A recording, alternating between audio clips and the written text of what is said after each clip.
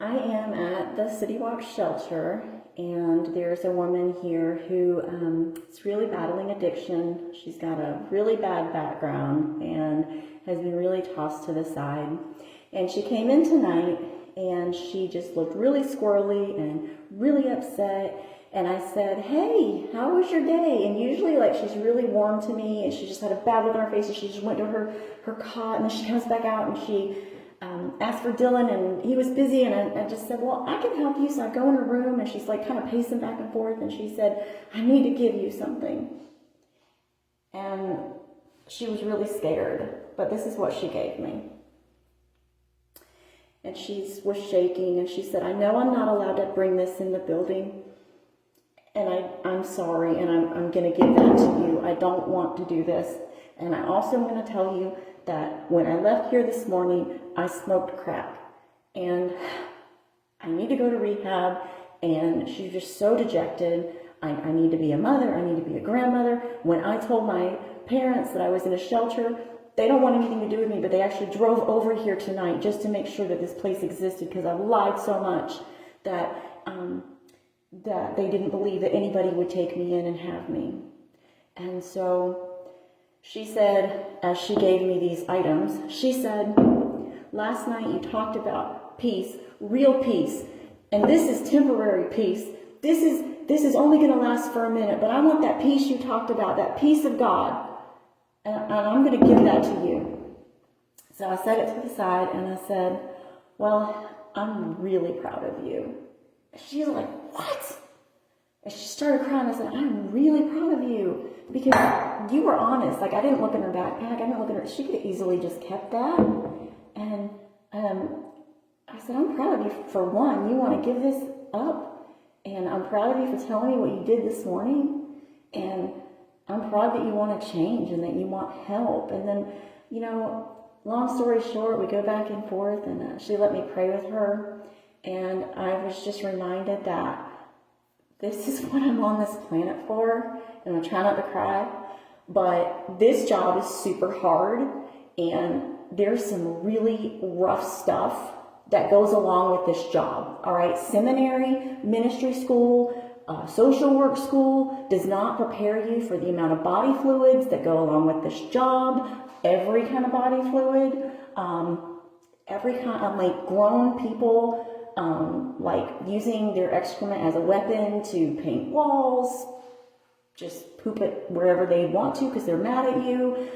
Like, there's all kinds of really, really difficult things that we go through. And I just felt so overwhelmed with the presence of the Lord while I'm sitting next to a woman who's like, "I'm a crack addict, I'm an alcoholic, I hate my life, and everybody hates me." And I got down on my knees and I held her hands and I said, "Can I pray with you?" And she's like, "Well, if you want to, like, you want to?" I was like, "Yes."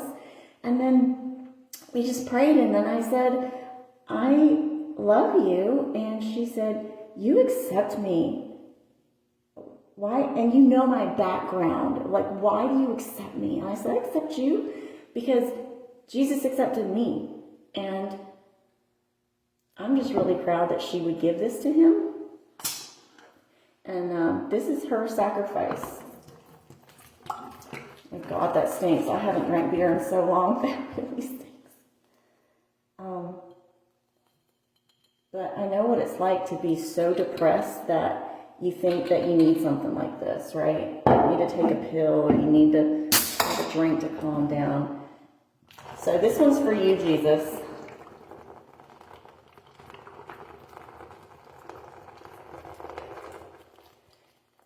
Now, if you're struggling with something, I just want to encourage you that there is help, there is hope, and you are never too far gone. I don't care how long you've been homeless. I don't care how long you've been on the street. I don't care who says they don't love you anymore.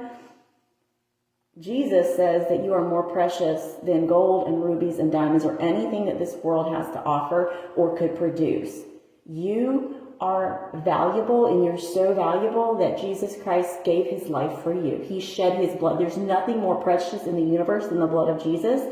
And he gave that for you. He gave it for every alcoholic, every crack whore, every person on the with a felony background, everybody whosoever will believe in him. And I'm just in awe that I get to do this.